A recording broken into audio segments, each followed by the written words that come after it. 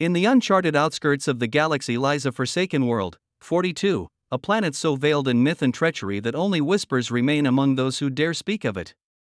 Known by some as the Warden's Grave, P42 is rumored to be the final resting place of the galactic dungeon lord, Drakule, an entity both feared and revered for his mysterious power. The Celestial Federation, intrigued by the potential wealth of resources and secrets that P42 may hold, has orchestrated a high-stakes expedition, recruiting only the most skilled, daring, and desperate individuals for a mission that many deem a fool's errand. Leading the charge is Captain Ilara Voss, a celebrated military officer known for her tactical brilliance and unyielding resolve. But for Ilara, this mission is personal. Years before, her parents, both esteemed scientists, disappeared on an exploration to the galaxy's edges rumored to have been near 42. Haunted by their unexplained fate and the persistent dreams that plague her, Ilara has accepted the Federation's request not just out of duty, but to confront the questions that have long tormented her. With a reputation as the Federation's Iron Captain, Ilara hides her vulnerability behind a calm, calculated exterior, but the mystery of P42 calls to her like a siren song, promising either closure or destruction. The Federation spares no resources, selecting a specialized team to accompany Ilara. Lieutenant Rafi, her loyal second-in-command, is a strategist and combat expert with an unyielding sense of justice and a deep-seated grudge against Drakule.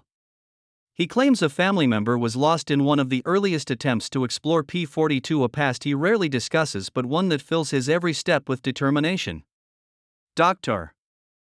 Havelock, an eccentric xenobiologist, joins them with an insatiable curiosity for ancient alien lifeforms and an obsession with uncovering lost civilizations. He's driven by the thrill of the unknown, often leading him into reckless situations. Lyra, the mission's chief engineer, is plagued by visions that she perceives as prophetic warnings, seeing glimpses of the planet and events yet to unfold. She is often viewed with suspicion by her peers, yet her instincts have saved lives on more than one occasion. Rounding out the team is Tenebris, a mystic and technomancer, whose knowledge of forbidden sciences and eldritch energies remains controversial even within the Federation. An enigma in himself, Tenebris has hinted at a personal connection to Drakule, though he guards the details closely. The journey to P42 is filled with ill omens. The closer they draw to the planet, the more strained and uneasy the crew becomes. Strange glitches affect the ship's systems, brief flashes of unknown symbols appearing on their screens and faint, distorted voices echoing through the calms. Upon entering P42's orbit, they find themselves enveloped in an atmosphere heavy with a strange, shimmering haze that defies all known scientific explanation. The haze seems to press against the ship as though alive, causing instruments to malfunction and the ship's hull to emit an eerie, low hum. The team's first descent to the planet's surface is fraught with anxiety. P42 stretches out beneath them, a vast and haunting landscape of desolate plains interrupted by bizarre, alien architecture that juts from the ground like the bones of some forgotten titan.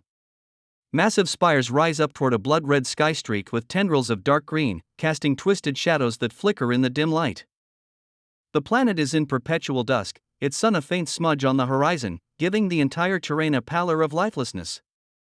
As they approach the entrance to the first dungeon, an enormous structure resembling a twisted tower with spiraling, organic-like formations, the air grows colder and thicker, making each breath feel like inhaling iron dust. The first level of the dungeon is deceptively serene, with softly glowing walls that pulse in a slow, rhythmic pattern, as though the dungeon itself were alive and breathing. These walls are etched with intricate, swirling patterns in an unknown language, symbols that Dr. Havelock eagerly begins to document, despite the underlying sense of unease that grows with each step. The symbols appear to tell a saga of a powerful civilization that once thrived on 42, eventually succumbing to a catastrophic event that transformed their world into a prison and its leader into something far beyond mortal comprehension. As the team progresses, the dangers of the dungeon become apparent. Pressure-sensitive tiles on the floor trigger traps that release blinding flashes of light and razor-sharp spikes. The walls sometimes retract, revealing strange, insect-like drones that scuttle along the corridors, their multifaceted eyes reflecting a deep, crimson glow. The drones seem to communicate with one another, reacting to the crew's presence, and eventually retreating to notify some unseen force deeper within the dungeon. Drakule's presence is felt as an almost tangible force. There is a sense that he sees through every creature and every trap, calculating, observing, waiting. By the time they reach the second level, the psychological toll is evident. Each team member begins experiencing strange hallucinations, fleeting images of family, lost loved ones, and fragments of their pasts twisted into grotesque forms. Ilara is haunted by visions of her parents, their faces obscured in shadow, calling to her from beyond some invisible veil. Lieutenant Rafi's hands shake with the weight of old traumas, seeing the ghostly form of his lost sibling in the shadows. Lyra's visions intensify, showing her fractured glimpses of her own death, which seem to change and evolve with each step they take deeper into the dungeon. Tenebris, while seemingly unfazed, grows more withdrawn, his gaze fixed on the darkened corners as though he were communing with entities only he could perceive. The third level of the dungeon reveals a darker, more twisted architecture, with walls that pulse with a sickly green glow. Alien flora line the walls, their bioluminescent tendrils reaching out as if to snare the crew, and small creatures scuttle about, their eyes reflecting the same malevolent intelligence that Drakule exudes. Here, they encounter remnants of previous expeditions, shredded armor, broken weapons, and distress messages scrawled in desperate handwriting. One message, barely legible, reads, "He knows our every move.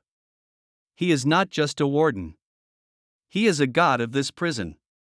The message sends chills down Ilara's spine, as she realizes that Drakule is more than just a dungeon lord. He is a psychic force, manipulating them, testing their weaknesses, feeding on their fears. The deeper they go, the more the dungeons warp. By the fourth level, time and space seem to bend. Corridors spiral into infinity, doors lead to impossible spaces, and familiar rooms appear in places they shouldn't. The walls occasionally flicker, revealing glimpses of other realities, fractured scenes of cosmic battles and ancient civilizations brought to ruin.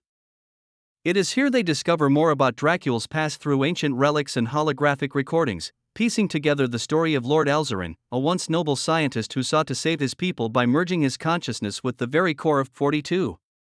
Alzarin's desperate act of self-sacrifice transformed him into Drakule, a being of godlike power yet bound by his own creation. Each trap and horror he has created serves as both a defense and a form of penance, a grim reminder of the civilization he could not save. On the fifth level, the dungeon's challenges intensify, merging alien technology with elements that seem magical or supernatural. Drakule's creatures become more formidable, their forms twisted, spectral, and nearly indestructible. Ilara's team is pushed to the brink, struggling to work together as trust falters and tensions run high. Hallucinations and fears are weaponized against them, fracturing their unity and turning allies against one another. They encounter echoes of Drakule's regrets, lingering psychic imprints that reveal glimpses of his tortured soul. It becomes clear that while Drakule may revel in his power, he also loathes his imprisonment and the endless torment it brings him. In the final level, they confront Drakule himself, a towering, ethereal figure whose presence fills the chamber with an oppressive energy. He is no mere villain, his voice, resonant with sorrow and wrath, tells the story of a noble being transformed by desperation and tragedy. The confrontation is as much a psychological battle as a physical one. Drakule warps reality, summoning visions of the team's deepest fears, exposing their flaws and testing their very will to survive. But Ilara stands her ground, drawing on her unyielding resolve and the strength of her crew.